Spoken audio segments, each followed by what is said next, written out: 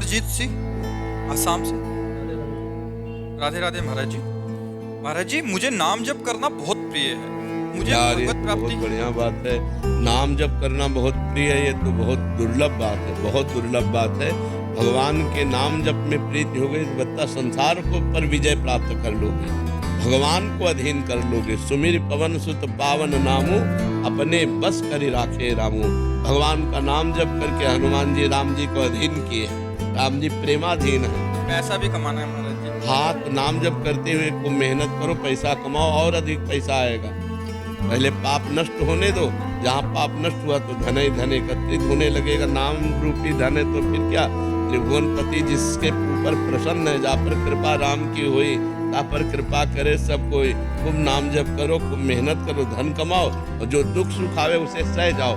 आगे आप बहुत अच्छा फल प्राप्त। दोनों काम करेंगे तो कोई दिक्कत तो नहीं होगी? नहीं, कोई दिक्कत नहीं, दोनों काम करना ही चाहिए। क्योंकि गृहस्थ हो, कोई विरक्त थोड़ी। गृहस्थ विरक्त केवल भगवान का भजन करता है तो देखो भगवान ही सब करते हैं, किसी से मांगा थोड़ी जाता है। राधे श्री हरिवंश महाराज जी, आपके चरणों में दंडवत प्रणाम। गुरुदेव भगवान, संत और सदग्रंथ कहते हैं कि कर्तव्य पालन आवश्यक है। क्या कर्तव्य पालन किए बिना भजन साधन सफल नहीं होगा? कई बार आर्थिक स्थिति या अन्य कई कष्टों के कारण घर के परिजनों के सेवा नहीं कर पाता, तो क्या मेरा भजन नाम जब व्यर्थ हो जाएगा? भजन नाम जप ये भगवत प्राप्ति के लिए अलग क्षेत्र है, कर्तव्य पालन अलग क्षेत्र है। जो हम कर्तव्य पालन कर रहे हैं, जैसे माता पिता की सेवा है, धन कमाने का उद्योग करना है, धन कमा के लाना है, परिवार की सेवा है, ये तो मनुष्य का कर्तव्य कर्म है, अपने परिवार का पोषण करना।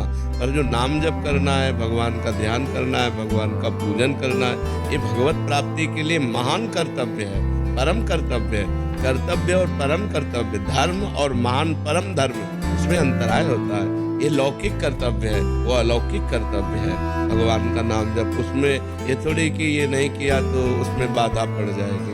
पर हमें चाहिए कि हम कर्तव्य का पालन करते हुए भजन करें, तभी आनंद आएगा।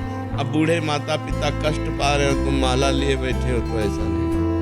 उनके पैर दबाओ, उनके कपड़ा धो, मेहनत करके लाओ, कमाओ और उनको खवाओ पियाओ। क्योंकि जब तुम किसी योग्य नहीं थे तब उन्होंने तुम्हें पालन पोषण किया।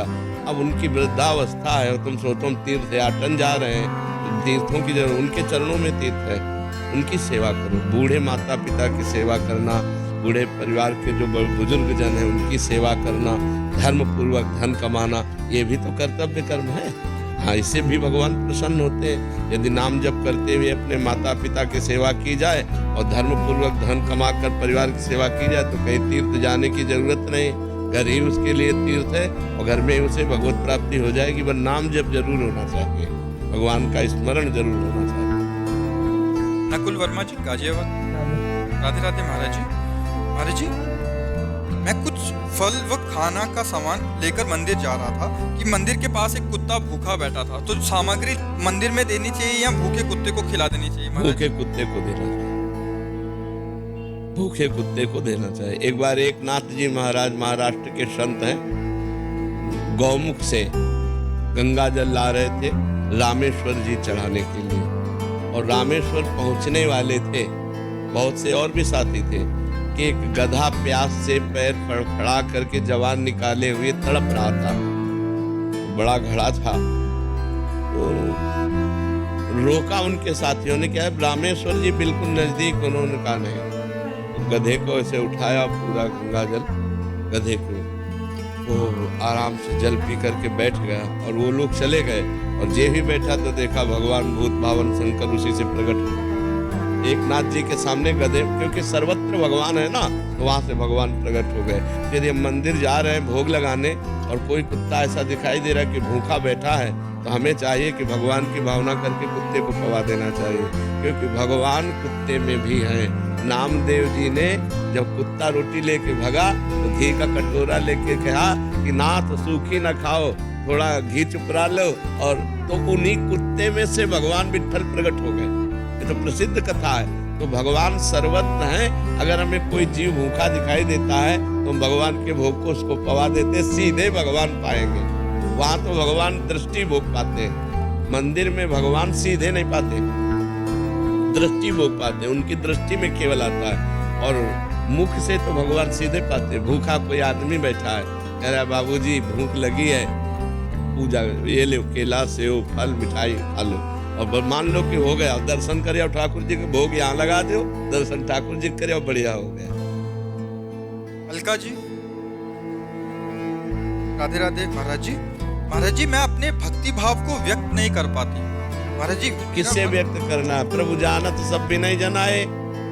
जिनकी हम भक्ति कर रहे हो तो बिना जनाए जानते हो, अंतर्यामी सबके हृदय की बात जानते हैं। हाँ, भक्त कहलाने के लिए यदि तुम्हारा हो कि चार लोग जाने कि हम भगत है तो बात अलग है, नहीं तो व्यक्त करने की जरूरत क्या है?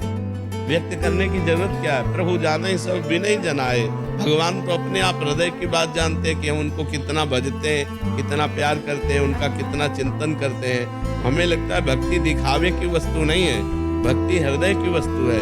हम हृदय में भगवान का चिंतन करें, भगवान का सुमिरन करें। सादा जीवन एकदम बिल्कुल कुछ दिखावा ना हो और खूब डट के नाम जपो, भजन से काम बनना है तो भक्ति ऐसी करनी चाहिए कि ज्यादा कोई जान न पावे, कोई प्रणाम न करे, कोई नमस्कार न करे, वो अंदर ही अंदर भगवान से रोए, भगवान से प्रार्थना करे, भगवान का चिंतन करे।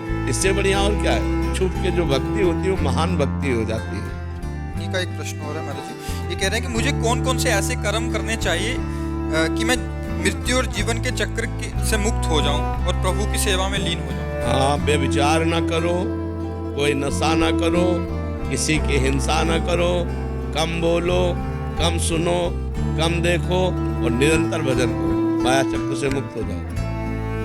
निरंतर भजन करो, माया चक्र से मुक्त हो जाओ। अव्यावृत भजना, जो अखंड भजन करता है वो जन्म मरण के चक्र से मुक्त हो जाता है। अब पापाचरण करे, दो चार माला घुमा ले, मनमानी आचरण करे तो पुनरपि जननम पुनरपि मरणम, ये पुनरपि जननी जठरे शयनम, ये बार बार भोगना पड़ेगा। जब तक पापाचरण बंद नहीं होगा और भगवान का भजन अखंड नहीं होगा तब तक जन्म मरण के चक्र से मुक्त होना संभव है। जब निरंतर भजन हो, जिस श्वास में हमारा नाम चलते हुए अंत हुआ वही श्वास में भगवत प्राप्ति करा दे। अगर हमने संसार का चिंतन करते हुए शरीर छोड़ा तो चाहे जितने भजनानंदी रहे हो हमको जन्म लेना पड़ेगा। भरत जी हिरण का चिंतन करते हुए शरीर छोड़ा, गंडकी नदी में रह रहे थे, तो भगवान ऋषभ देव जी के पुत्र थे तो उनका अगला जन्म हिरण का हुआ। इसीलिए अखंड भजन मतलब निरंतर भजन, निरंतर राधा राधा राधा रट रहे हैं और राधा कहते हुए शरीर छूटा तो हमें राधा की प्राप्ति हो जाएगी, हमें श्री जी की प्राप्ति हो जाएगी। शिखा मिश्रा जी कानपुर से। राधा वल्लभ श्रीहरिवंश महाराज जी, महाराज जी क्या प्रभु की भक्ति केवल प्रेम से ही प्राप्त हो सकती है या अन्य साधन? भक्ति से प्रेम और प्रेम से भगवत प्राप्ति। भक्ति से प्रेम, नवधा भक्ति से दसधा भक्ति प्रेम और प्रेम से भगवत प्राप्ति होती है। प्रेम से भगवान का साक्षात्कार होता है। जान ले सो जान निहारा, राम ही केवल प्रेम प्यारा। प्रेम ते प्रगट होय मैं जाना, मिले ही न रघुपति बिनु अनुरागा, किए कोटि तप जोग विरागा। भगवान प्रेम से प्राप्त होते हैं। प्रेम 9 प्रकार की भक्ति करने से श्रवणम कीर्तनम स्मरणम विष्णुपाद सेवनम अर्चनम वंदनम दास्यम सख्य आत्मनिवेदनम, इस तरह की 9धा भक्ति पूर्ण करने से भगवान से प्रेम हो जाता है और प्रेम से भगवान का साक्षात्कार होता है। अन्य साधन योग मार्ग, परमात्मा बोध समाधि, ज्ञान मार्ग, तत्वबोध, ब्रह्म प्राप्ति, अलग अलग मार्गों से अलग अलग अनुभव होता है, समझ पाए। और अन्य जो शुभ कर्म है वो पुण्य है, वो भगवत प्राप्ति कराने में समर्थ नहीं है। बहुत पुण्य हुआ तो स्वर्ग आदि लोगों के तुच्छ भोग भोगने को मिल सकते हैं, उनसे भगवत प्राप्ति नहीं होती। महामंडलेश्वर करणपुरी जी महाराज, महाराज जी राधे राधे। महाराज जी अब ऐसा लगता है कि युग बदल गया है, जैसे ना पहले प्राणी थे ना जैसे पहले जैसे सोच नहीं रही। महाराज जी आजकल सब बच्चे मोबाइल में अग्रसर हैं, नशे में बिल्कुल बहुत जोर से युग परिवर्तन हो रहा है। भ्रष्टाचार, नशेबाजी, हिंसा, चोरी, ये सब बहुत, किसी पर किसी को विश्वास नहीं रह गया। वर्णाश्रम धर्म का कोई आचार नहीं रह गया, शास्त्र सम्मान नहीं रह गया, सब मनमानी आचरण चल रहे हैं। मनमानी बदल रहा है और बदलेगा, अभी तो भ्रष्टाचार और बढ़ेगा। तभी तो कलयुग का प्रभाव आएगा। हा भ्रष्टाचारा सब संसारा, धर्म सुने नहीं काना, कान से भी धर्म सुनने में नहीं आएगा। ऐसा भ्रष्टाचार बढ़ेगा, वो तो बढ़ ही रहा है, प्रतिपल बढ़ रहा है। ये राक्षसी प्रवृत्ति बढ़ती चली जा रही है। जिसको देखो नशेबाज बन रहा है, जिसको देखो व्यभिचार में प्रवृत्त है, जिसको देखो धन मिले चाहे जितना झूठ बोलना पड़े, बेईमानी करना पड़े, घूसखोरी करना पड़े, अधर्म करना, तो कहाँ शास्त्र मर्यादा, कहाँ धर्म मर्यादा, कहाँ मर्यादाएं रह गई। कोई बिरला ही ऐसा है जो शास्त्र का चिंतन करता हो कि इसके अनुसार हमें चलना चाहिए। कोई धर्म का चिंतन कर, नहीं मेरा धर्म ये नहीं है, मैं ऐसा नहीं कर सकता। ऐसा गांव में 100 रुपया के गेहूं बेचे गए थे, ये 45 वर्ष पहले की बात बता रहे हैं। तो 110 रुपया आ गए थे, उसके गिनने में भ्रम हो गया होगा, 10 का नोट ज्यादा आ गया था। तो जब घर में गिना गया तो 110 थे। तो कहा पूरे लेके जाओ उसके सामने और उसको दिखाओ जाके कि 10 का नोट तुम्हारा इसका था, और उसको दिया। और फिर 100 रुपये के गेहूँ, रुपया 1.5 रुपया किलो गेहूँ बिकता था, तो 100 रुपये के गेहूँ बेचे थे। 10 एक्स्ट्रा आ गए तो काफी थे, लेकिन ऐसा नहीं, तुरंत पैसे वापस किए थे। ये धर्म है कि नहीं, उसके 10 रुपये ज्यादा आ गए, हम 10 रुपये। और आज क्या होता, अरे तो वो अगर कहता भी कि हमें लगता है 10 रुपया ज्यादा आ गया क्या, तो बोले कहते 100 रुपये दिए थे तुमने, वो झूठ बोल जाता है। धर्म का साक्षी रख करके कहीं कोई अधर्म नहीं करता था। कहीं भूल चूक से कोई अधर्म हो जाए तो लोग उसको समाज में बैठाल करके उसकी निंदा करते थे, उसको प्रताड़ित करते थे। अब समाज ही निंदनीय हो गई है। बड़े बूढ़े 4 लोग बैठ के हुक्का पीते हैं, शराब पीते हैं, तो बच्चों के ऊपर आचरण किया जाएगा। तो धर्म का, शास्त्र का आजकल सम्मान करने वाले बहुत कम रह गए। शास्त्र में क्या लिखा है, मेरा क्या आश्रम है, आश्रम के अनुसार मेरा क्या धर्म है, ये कोई जान ही नहीं रहा। बस मनमानी आचरण करते रहो, मनमानी आचरण करते रहो। पहले सत्य था। हाँ, पहले से बिल्कुल सत्य बात है। पहले सत्य, धर्म का स्वरूप सत्य ही है। पहले सत्य था, अब तो व्यभिचार, झूठ, व्यसन ये सब बढ़ रहा है। और फिर भी कुछ धर्मात्मा लोग तो हैं ही, कुछ भगवान के नाम जापक तो हैं ही, नहीं तो बड़ा आतंक मच जाए। अगर सब व्यभिचारी हो जाएं, सब व्यसनी हो जाएं, उनमें से कुछ तो संयम में चली रहे, कुछ संत महात्मा है, कुछ धर्मात्मा गृहस्थ है, जिससे अभी थोड़ा पृथ्वी टिकी हुई है, नहीं तो आतंक मच जाएगा। तो ये आधुनिकता अगर धर्मयुक्त नहीं है तो लोग अनुसरण करते हैं कि दूसरे देशों में देखो लोग कितने सुखी, इसे सुख कहते हैं। आग लगी तो लगती ही चली गई, भूकंप आया तो गिरते ही चली, बाढ़ आई तो समेटती चली। तो जल, पृथ्वी, वायु, आकाश, अग्नि, ये 5 प्रधान देवता हैं जिनसे शरीर बना हुआ है। अगर धर्म से नहीं चलोगे तो जितना पुण्य उतना भोग लो, इसके बाद तुम्हें यही जला के राख कर देंगे, यही तुम्हें नष्ट कर देंगे। इसलिए बहुत डरना चाहिए कि हमसे पाप ना हो और धर्म पूर्वक आचरण करना चाहिए। विकास भारद्वाज जी, दिल्ली से। जय श्री राधे। महाराज जी, ऑफिस से आज्ञा लेकर वृंदावन 1-2 दिन आया हूँ आपसे मिलने के लिए। महाराज जी, आखिर बार जब आया था तो राधा और राम नाम में फंसा हुआ था। ये कह रहे थे कि फिर बाहर साधकों ने इनको राम नाम में को रुचि ज्यादा थी, तो वैसा हो गया। प्रभु, आपसे एक शिकायत है कि आप हमारे लिए इतना देरी से क्यों आए? अब 40 वर्ष बीत चुके हैं, लगता है जीवन यूं ही खराब हो गया। आप पहले मिल जाते तो, और नाम का जो सुख अभी मिल रहा है। जब द्रवहि दीन दयालु राघो तो साधु संगति पाइए। जब राम जी कृपा करते हैं तो भगवान अपने प्रेमी संतों के पास भेज देते हैं। जब द्रवहि दीन दयालु राघो साधु, ये तो कृपा मनाओ कि पूरा जीवन बर्बाद नहीं होने पाया। नहीं, ऐसे ऐसे लोग हैं केवल बस खान पान, कमाया, भोगा, लड़का बच्चा, परिवार, इसी में पूरा जीवन व्यतीत कर देते हैं। रामकृष्ण प्रभु से कोई मतलब नहीं होता, अंत में वो दुर्गति को प्राप्त होते हैं। ये तो सजग हो गए, अभी आपके पास बहुत समय है, अभी सजग हो गए, इतने से काम चल जाएगा। खड़वांग जी को जब देवताओं ने बताया कि तुम्हारी आयु तो केवल 48 मिनट है, 48 2 घड़ी, उन्होंने 2 घड़ी में ही परम पद प्राप्त कर लिया। अपनी इंद्रियों को रोका और भगवान के चरणों में लगाया और प्राण छोड़ा, भगवान को प्राप्त कर गए। तो आपके पास तो बहुत समय है, अभी इतने में तन्मयता पूर्वक खूब नाम जप करके परलोक बना सकते हो, परम पद प्राप्त कर सकते हो। खूब नाम जप करो। श्री हरिवंश महाराज जी, मेरी उम्र 35 वर्ष की हो चुकी है। आज तक जिस बात से मन अशांत रहा है कि क्या जीवन में कर्म प्रधान होता है या जो भी होना है वो पहले से ही लिखा हो चुका है। महाराज जी, गत 35 वर्षों में जो पाप जाने अनजाने में मुझसे हुए, क्या वो सब पहले लिखा जा चुका है? नहीं, क्रियमाण है। ये लिखे गए हैं, अब लिखा गया है, अब इनका हिसाब आगे होगा। प्रारब्ध दुख और सुख का निर्माण करता है। बहुत मेहनत कर रहे हो, सफलता प्राप्त नहीं हो रही, तुम्हारा पाप का प्रारब्ध है, तो तुम्हें दुख देने के लिए इतना प्रभाव दिखाया कि तुम सफल नहीं हो पा रहे हो। और तुम छोटा सा काम कर रहे हो, उन्नति पे उन्नति होती चली जा रही, तुम्हारा पूर्व का पुण्य प्रारब्ध है। जैसा ऐसा नहीं कि पाप कर्म के लिए प्रारब्ध है, नहीं, पाप कर्म कर चुके जो हैं उसे प्रारब्ध कहते हैं। हमारी बात समझ रहे हो? पाप कर्म जो पीछे हमसे हो चुके हैं और इस जन्म में जो उनका फल मिलना है वो प्रारब्ध फल कहा जाता है। ये तो पाप कर्म है, ये पाप कर्म है, ये नया है, ये पुराना प्रारब्ध नहीं कहा जाएगा कि प्रारब्ध से कर्म नहीं बनता।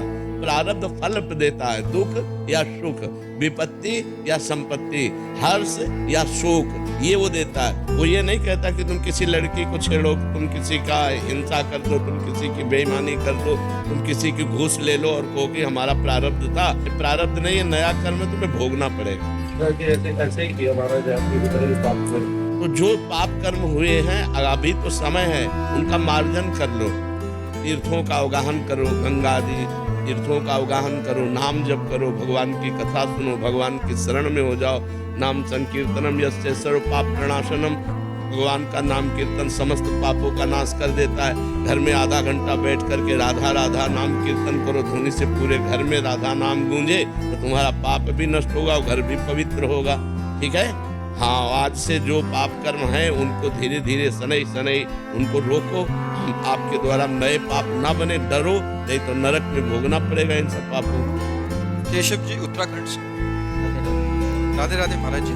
महाराज जी, मेरा सवाल है कि जिंदगी में कभी भी मन किसी भी गलत चीज की तरफ जाता है तो उस वक्त मन इतना हावी हो जाता है कि पता होते हुए भी कि ये गलत है, इंसान गलती कर बैठता है। महाराज जी, ऐसे में कैसे बल आए? नाम पता होते हुए भी हम जो सही कार्य नहीं कर पाते वो गलत कार्य कर बैठते हैं। पता है सही कार्य है, करना चाहिए, लेकिन मन निरुत्साहित रहता है। पता है गलत कार्य नहीं करना चाहिए पर मन कर लेता है, उसमें अध्यात्म बल की कमी होती है। यदि हम खूब नाम जप करें भगवान का, तो हमारे अंदर ऐसा बल आ जाएगा कि जहाँ ब्रेक मारो बस वहीं ब्रेक मार दो। नहीं, कदापि नहीं, गलत नहीं होने देंगे।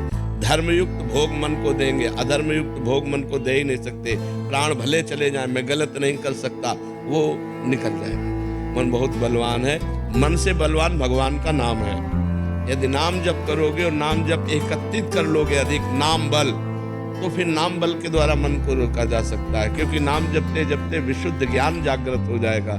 और जब अज्ञान का नाश हो जाता है तो इन भोगों में प्रीति नहीं होती, गंदी बातों में प्रीति नहीं होती, अधर्म में प्रीति नहीं होती।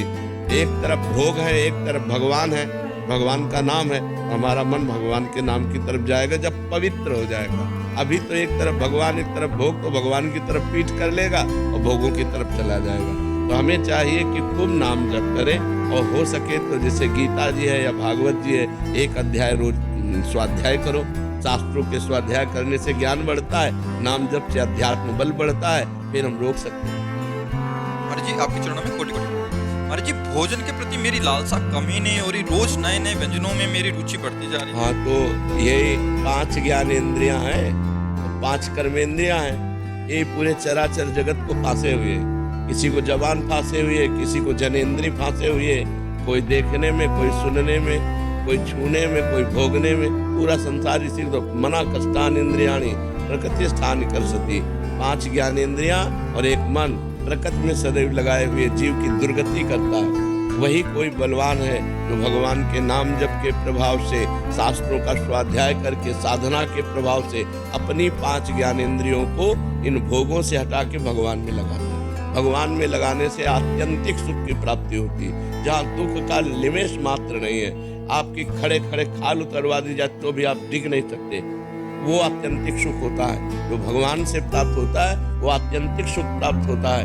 ठाकुर हरिदास जी को 22 बाजारों में मार बेटो मार फोड़ो उनके, लेकिन हरि बोल हरि बोल। भगवान से जो आनंद प्राप्त होता है वो आत्यंतिक सुख प्राप्त होता है, वो कहीं नहीं प्राप्त होता है। वो स्वामी तुलसीदास जी कह रहे हैं, जाकी कृपा लवलेश ते मतिमंद तुलसी दास हो, पायो परम विश्राम राम समान प्रभु नाहि कहूँ। ये मलमूत्रों के द्वारों में सुख है, यहाँ से खा लो, इतने भर के जाने की बात है। यहाँ से गया क्या था कोई मतलब नहीं है, वो फिर तुरंत उल्टी करके देखो तो देखने लायक नहीं रहेगा।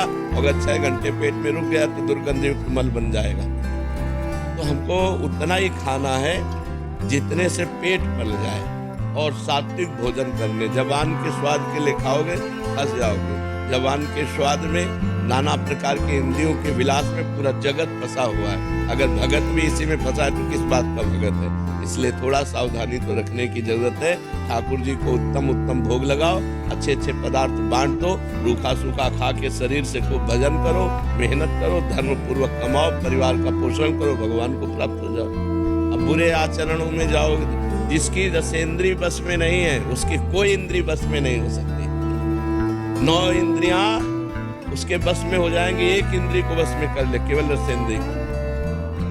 बहुत दुष्ट है ये। खाते खाते जीवन, अरे इतना खाने लगते हैं कि मुर्गा मुर्गी बकरा गाय भैंसा सब खाने लगते हैं। नहीं, जबाने का तो स्वाद है। कितना गिरते चले गए कि राक्षस हो गए। बोलो, गाय मुर्गा कुछ भी, कितना लोग भ्रष्ट होते चले जा रहे हैं जबान के कारण। कुछ भी खा रहे हैं, कुछ भी चाट रहे हैं, कुछ भी, मतलब कुछ भी। अब उसके आगे आप विचार करके समाज में देख लो संसार का क्या है। मनुष्य जन्म देवत्व के लिए मिला है, उत्तम आनंद के लिए मिला है। 56 प्रकार के भोग ठाकुर जी को लगते हैं, एक से एक सुंदर स्वादिष्ट भोग ठाकुर जी को भोग लगाओ और उतना पाओ जितने से पेट भर जाए। शरीर को ज्यादा मोटा करने से हमारी दिनचर्या में बाधा आती है, रोग बढ़ते हैं, प्रमाद स्थिति होती है, आलस्य बढ़ता है, भोग बुद्धि बढ़ती है। शरीर को उचित अन्न दो और चर्बी मत बढ़ने दो। थोड़ा व्यायाम करो, दौड़ भाग करो, जिससे शरीर स्वस्थ रहे। मोटा होना स्वस्थ होना नहीं है। स्वस्थ होने का मतलब यथा योग्य वजन होना, यथा योग्य पेट होना, यथा योग्य आहार विहार होना। तो आपका उठना बैठना सब ठीक रहेगा। एक एक क्रिया करने में परेशान, वो कोई स्वस्थता है? स्वस्थता है कि स्वयं खड़े हो जाओ, स्वयं अपनी दिनचर्या करो। जब तक वृद्धावस्था न आवे तब तक तुम्हारी कोई सेवा न करने पावे। ऐसे अपने शरीर को स्वस्थ रखो, तब तो खान पान उचित रहा। अब अच्छी चीज मिली, दवा खा ली, वो चर्बी बढ़ा रही तो किसी काम का नहीं। जी, जैसे आपने बोला कि कुछ भी जी देखा जाता है, जी हृदय की मलिनता है क्या? क्योंकि जी जैसे एक ऐसे पवित्र आत्मा होते हैं, जैसे कल ही आप हॉल में चीटा था तो आपने बोला इसको बाहर किसी का पैर पड़ जाएगा। एक हृदय ये है और एक हृदय की जिंदा को टल रहे और जिंदा को मार रहे। कैसे हृदय? इनके हृदय मलिन हो चुके हैं, कर्कश कठोर पत्थर हृदय के लोग हैं। इनकी दुर्गति होनी है, इनकी दुर्गति होनी है। तो बहुत निंदनीय लोग हैं। भारत जैसा परम धर्म भी दूसरे देशों का अनुकरण करने के कारण भ्रष्ट होता जा रहा है। अन्य देशों के खान पान, अन्य देशों के भोग विलास का अनुकरण कर रहा है भारत, जबकि सदा से भारत के धर्म का अनुकरण अन्य देशों ने किया है। हमारा धार्मिक देश है, हमारा पवित्र देश है, जहाँ धर्म और पवित्रता है वहीं सब कुछ है। लेकिन अब नए नए बच्चे तो बुद्धि भ्रष्ट हो रही, अन्य देशों का अनुकरण। Boyfriend girlfriend live in relation, ये व्यसन, जो ड्रग्स आज, ये सब अन्य देशों से अपने देश में पधारा है। ये कोई हमारे देश की न शास्त्र में कहीं लिखा है और न समाज में था। 40 वर्ष पहले ये नहीं था। Boyfriend girlfriend live in relation, ये सब कुछ नहीं, गंदी बातें नहीं थी। जवान बच्चे बच्चियां एक साथ पढ़ते थे, कभी कोई गंदी हरकत नहीं थी, जानते ही नहीं थे। अब मोबाइल आ गया, एक छोटे बच्चे से पूरी न्यूरिकल गाथा सुन लो, उससे संसार की पूरी गाथा उसको आती है, पूरा उसको पता है, क्योंकि मोबाइल उसके हाथ में है, जानकारी सब कुछ है। राधे राधे। महाराज जी, आप दोनों कह रहे हैं कि आप स्त्री रोग विशेषज्ञ हैं, और महाराज जी कह रहे थे कि शुरू के सालों में मतलब ज्ञानतावश जब इनको पता नहीं था कि कर्म का प्रभाव तो गर्भपात और नसबंदी आदि इसका किया था, अभी कुछ सालों से छोड़ रखा है महाराज जी। एक तो है कि एक ने लिखा कि पुराने पाप जो हो गया उसका दोष मुझे जो लगे हैं या तो उसका प्रायश्चित कैसे, और दूसरे कह रहे हैं कि अगर हम किसी को मना कर देते हैं वो कहीं और जाके सफाई करा लेते हैं, या फिर उसको स्त्री को या बच्चे को कुछ हो जाता है तो उसका अपराध इनको तो नहीं लगेगा? नहीं, मना कर देना ठीक है, हम तुम्हारा पाप कर्म नहीं करेंगे, ये मना। हमारा तो भारतीय कानून भी इस बात का विरोध करता है। भारतीय कानून भी इस बात का विरोध करता है कि आप गर्भस्थ शिशु की हत्या ना करें। क्यों? भारतीय कानून भी विरोध करता है, भागवती कानून तो विरोध करता ही है। तो हमें लगता है इसको तो करना ही नहीं चाहिए। और जब आप मना कर देते हो तो आप पाप से बच जाती हो। अगर आप उसे कर देते हो तो आपको हत्या का पाप लगेगा, एक जीव की हत्या का पाप लगेगा और वो नरक में जाके भोगना पड़ेगा। गर्भ हत्या, भ्रूण हत्या, ये महत पापों में आता है, महापापों में आता है। तो ये तो प्रायः घर गृहस्थी करवा रहे, तभी घर में दुर्गति हो रही है। तभी लड़के ऐसे पैदा होते हैं, मार थप्पड़ मार डंडे बूढ़ों को घर के बाहर करते हैं। क्योंकि यही जब गर्भस्थ जवान थे तो गर्भस्थ शिशुओं की हत्या की, तो वही पाप आके जिस पुत्र को बचाया उसी की खोपड़ी में बैठा तुम्हारे घर में आतंक पैदा कर देगा। इसलिए बहुत सौम्य शांत भाव से अभी जो पाप हो चुके हैं उनका प्रायश्चित कर लो। श्रीमद् भागवत का 7 दिन का पाठ करवाओ संस्कृत से, और भगवान के परम पावन तीर्थ है, उन तीर्थों में अवगाहन करो, भगवान की शरण में होकर के प्रार्थना करो कि भूल से जो हमसे पाप हो गए ना क्षमा करो, आगे हमसे गलतियां नहीं होंगी। चारू नागपाल श्री हरिवंश महाराज जी। महाराज जी, मैं एक लेखिका हूँ, विभिन्न पत्र पत्रिकाओं और किताबों में लेख देती हूँ। महाराज जी, मैं अक्सर सामाजिक विषयों पर जागरूक करने के विषय पर लिखती हूँ। प्रतिदिन जब समाचार पत्र में किसी नए विषय पर मेरा लेख छपता है तो अधिकतर लोग उस विषय को समाज में उठाने के लिए मेरा धन्यवाद करते हैं, पर उसी विषय पर ही कुछ लोग मुझसे नाराज हो जाते हैं और उसका अलग तर्क दे देते हैं। ऐसे में कई बार मुझे समझ नहीं आता कि मैं सही हूँ या गलत हूँ इस विषय पर। आप महाराज जी। यदृच्छालाभ संतुष्टो द्वंद्वातीतो विमत्सरः। कहीं भी विजय प्राप्त करने के लिए पहले हमको क्षमता लानी पड़ेगी। 4 प्रशंसा कर रहे हैं तो खुशी नहीं, और 4 निंदा कर रहे हैं तो हमको दुख नहीं। सुख दुखे समय कृत्वा लाभा अलाभो जया अजयो। सुख दुख में, लाभ हानि में, जय पराजय में समान भाव। 3 गुण हैं, सतोगुण, रजोगुण, तमोगुण। आपका लेख यदि सतोगुणी लोग पढ़ेंगे उनको अच्छा लगेगा, रजोगुणी पढ़ेंगे हाँ लिख दिया, तमोगुणी पढ़ेंगे वो निंदा ही करेंगे, उनका स्वभाव है, वो द्वेष ही करेंगे। तो हमको ये विचार करना है, अपने को भी हमको सुदृढ़ करना है। अगर सामने से 100 लोग प्रशंसा कर रहे, हर्षित नहीं होना। हमारी बात 100 की बुद्धि पवित्र है तो समझ में आ रही है, अगर 10 लोग निंदा करने लगे इनको समझ में नहीं आई, इसलिए ये विपरीत द्वेष भाव से कर रहे हैं। हमें उनके भी कोई द्वेष भाव नहीं करना चाहिए, और आनंद, हमारा आनंद अक्षुण्ण होना चाहिए। वो किसी के कहने ना कहने, कोई कह दिया बहुत अच्छा आप आनंदित हो गए, कोई कह दिया बहुत बुरा आपका आनंद नष्ट हो गया, ये अच्छी स्थिति नहीं है। अच्छी स्थिति ये है कि हम सही कर रहे हैं, हम धर्म के अनुसार कर्तव्य का पालन करते हुए लेखनी के द्वारा जो भगवान लिखा रहे हैं वो लिख रहे हैं। इसके बाद 100 निंदा करें, 1000 निंदा करें, इसमें मुझे कोई परवाह नहीं है। तो ऐसे भाव से रहोगे तो आपका हृदय शीतल बना रहेगा। और ये प्रकृति है, इसमें सबको सपोर्ट मिलता है और सबका विरोध होता है। हमको किसी को एक को बता दो जिसका विरोध ना हुआ हो, भगवान तक का। यहाँ भगवान के भी अगर हजारों पूजने वाले हैं तो 2-4 गाली देने वाले भी है। प्रकृति का ऐसा नियम है। इसलिए भगवान के सामने शिशुपाल गाली देता था भगवान को, तो भगवान के सामने तो इसका कोई महत्व नहीं है कि 4 हमारी बात को ना माने, क्योंकि वो उनकी बुद्धि की बात है, उनकी बुद्धि की धरा की बात है। सौरभ गुप्ता जी अलीगढ़ से। राधे राधे महाराज जी, आपके चरणों में कोटि-कोटि प्रणाम। महाराज जी, क्या कोई ऐसा मंत्र या स्तुति है जिसे सुनकर गर्भस्थ शिशु को आध्यात्मिक बल और शुद्ध संस्कार मिल सकते हैं? भगवान के नाम कीर्तन और भगवान की लीला कथा में अपार सामर्थ्य है। प्रहलाद जी महाराज जो इतने महान भागवत हुए, इस समय हिरण्यकश्यप कठोर तपस्या में संलग्न हुआ ब्रह्मा जी से वरदान मांगने के लिए, तो कयाधु जी के गर्भ में थे। उस समय देवताओं ने आक्रमण किया, क्योंकि हिरण्यकश्यप तपस्या परायण था। तो जो अन्य सेनापति, दैत्य सेनापति थे, उनको देवताओं ने परास्त कर दिया और पूरे महल में छानबीन की, और तो सब भाग चुके थे। कयाधु गर्भवती थी, इनको बंदी बना लिया, हिरण्यकश्यप की पत्नी को, और बंदी बनाकर ले जा रहे थे। देवर्षि नारद जी रास्ते में मिले, उनका कहाँ जा रहे हो? तो उनका इस के अंदर हिरण्यकश्यप का वो जब बालक पैदा होगा तो उसे मार डालूंगा मैं। उनका तुम्हारी क्या सामर्थ्य उस बालक को मार सको, ये निंदनीय कार्य करने की सोचना भी मत, छोड़ दो। तो कयाधु को छोड़ दिया। तो कयाधु को देवर्षि नारद जी अपने आश्रम ले गए, और वहाँ भगवान का नाम कीर्तन, भगवान की कथा। तो गर्भ में ही प्रहलाद जी महाभागवत बन गए। जैसे गर्भस्थ शिशु अभिमन्यु, अर्जुन जी चक्रव्यूह तोड़ने की कला गर्भस्थ शिशु को शिक्षा दी।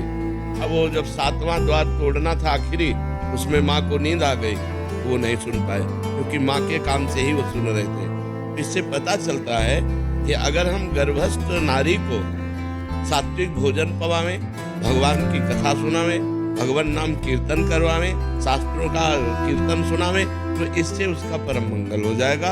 और रामकृष्ण हरि जो नाम प्रिय हो खूब नाम जप करे, इससे जो गर्भस्थ शिशु है वो भगवान का भक्त बनेगा, वो धर्मात्मा बनेगा। लेकिन जब गर्भ रह जाए फिर मैथुन नहीं करना चाहिए। ये लोग गृहस्थ लोग मनमानी आचरण करते हैं, इसलिए बच्चों के अंगों पर प्रभाव पड़ता है और वो बहुत हानिकारक होता है और बच्चे कामुक पैदा होते हैं। जिस दिन ये पता चले कि स्त्री गर्भस्थ है, उसी दिन से ब्रह्मचर्य रहना चाहिए जब तक बालक प्रकट ना हो जाए। अब आजकल लोग संपातों को, धर्मशास्त्रों को न पढ़ते न मानते हैं। रोहित जी, राधे राधे। राधे राधे महाराज जी। महाराज जी, मैं अपने अतीत को छोड़ नहीं पा रहा हूँ, भले ही वो मुझे तकलीफ देता हो, क्योंकि मैं उससे गहराई से जुड़ा। लोग कहते हैं कि अतीत को भूल जाओ, पर सच्चाई है कि उसे भुलाना आसान नहीं है। मैंने अतीत का भाव क्या है आपका? वो ना जैसे ब्लड कैंसर भी हुआ था और फिर उसके बाद मेरे को मतलब ये था कि जो दोनों है। अरे भाई, ये शरीर ही नहीं रहेगा, कितने दिन से बचा पाओगे? कितने दिन से अरे छोड़ो, सब स्वप्न है। वर्तमान को संभालिए, वर्तमान में नवीन चिंतन कीजिए, भगवान के नाम का चिंतन कीजिए। आगामी आपको क्रिया क्या करनी है, कौन सा कर्म करना है, वो कर्म धर्म युक्त है, उन्नति देने वाला है या अवनति अधर्म युक्त है, ये चिंतन कीजिए। भगवान के नाम का चिंतन कीजिए, भूत का चिंतन क्या कीजिए। वो मेरे को तकलीफ नहीं देता, मतलब वहाँ से तो ये है कि मैं मजबूत। समय वर्तमान का गया कि नहीं? वर्तमान का समय भूत में गया कि नहीं? आप विचार करो, हमारा जो वर्तमान का मिनट है, वर्तमान का सेकंड है, वो भूत के चिंतन में जा रहा। भूत तो बीत गया है, भूत तो बीत चुका है, और उसके बीते हुए में वर्तमान को हम खो रहे हैं, तो हमारी मूर्खता है कि नहीं? इतना कीमती समय है, जिसने समय को कीमती समझा वही महान हो जाता है, और जो समय को कीमती नहीं समझा वही अधम हो जाता है। आज हमारा समाज समय को नहीं देख रहा है, व्यर्थ में समय को नष्ट कर रहा है। हमारा ये सेकंड व्यर्थ क्यों जाए? राधा, हम चिंतन करेंगे आगामी कर्म का, हम चिंतन करेंगे वो धर्म का, हम चिंतन करेंगे नाम का। बीते हुए का हम क्या चिंतन, हमें अब क्या करना है? ये चिंतन करेंगे नाम जप करते हुए। बीत गया तो बीत गया, उसके लिए क्या चिंतन करना है? भूल नहीं पाते तब तो बहुत बड़ी कमी हो रही है, उसको भूलिए और आगे बढ़िए। अगर आप सही माने में अतीत का चिंतन करने वाले, तो माँ के गर्भ में कितना कष्ट हुआ आपको याद है?